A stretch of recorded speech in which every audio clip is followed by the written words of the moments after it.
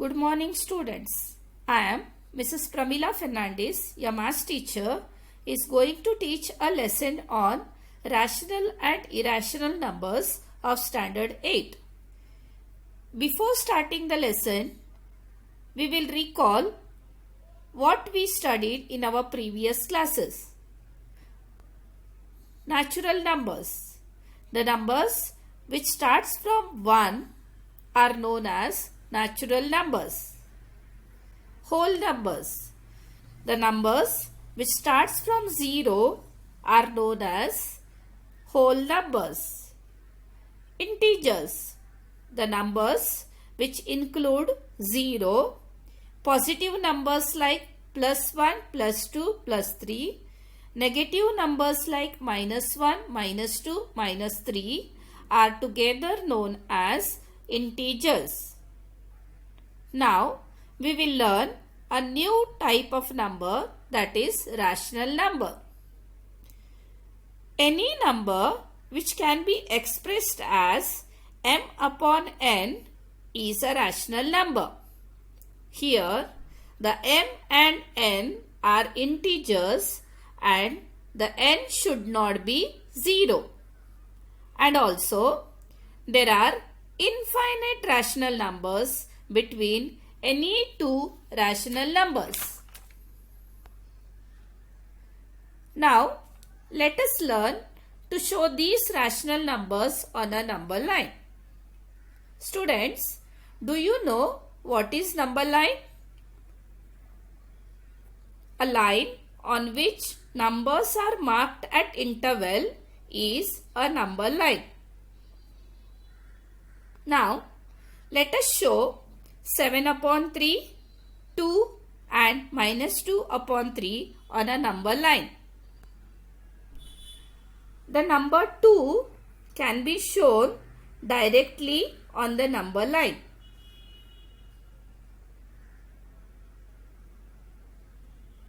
Now, we will learn how to show 7 upon 3 on a number line. 7 upon 3 is equal to 7 into 1 upon 3. That is, each unit is divided into 3 equal parts. The 7th part from 0 to the right hand side is 7 upon 3. Similarly, -2 upon 3. -2 upon 3 is equal to -2 into 1 upon 3.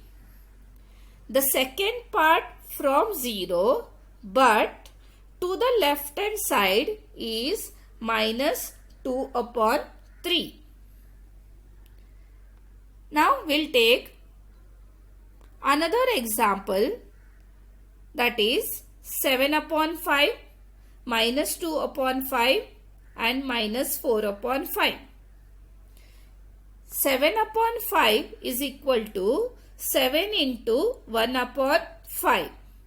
That is, each unit is divided into 5 equal parts. The 7th part from 0 to the right hand side is 7 upon 5. Similarly, the second part from 0 but to the left hand side is -2 upon 5. And the fourth part from 0 but to the left hand side is -4 upon 5.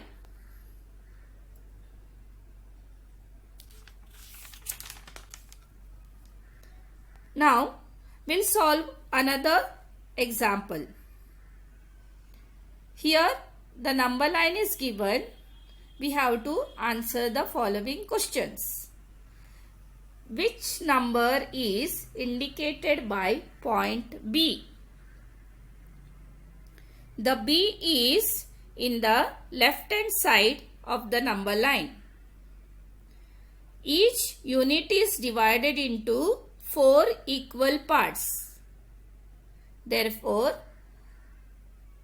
the value of B is minus 10 upon 4. If you reduce that one, it will become minus 5 upon 2. The second question is, which point indicates the number 1, 3 upon 4?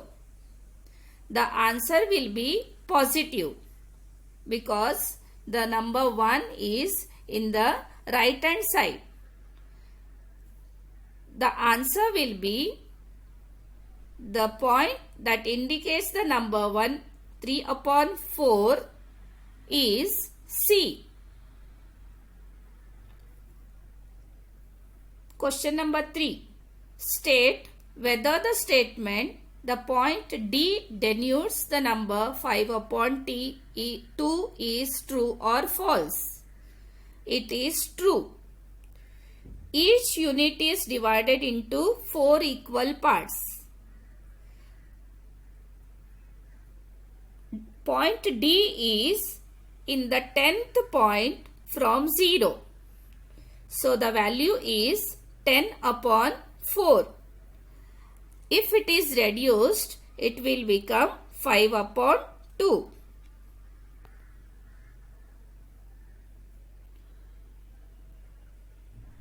Students, by referring these two sums, you can try to solve the other remaining sums from the exercise part. Thank you.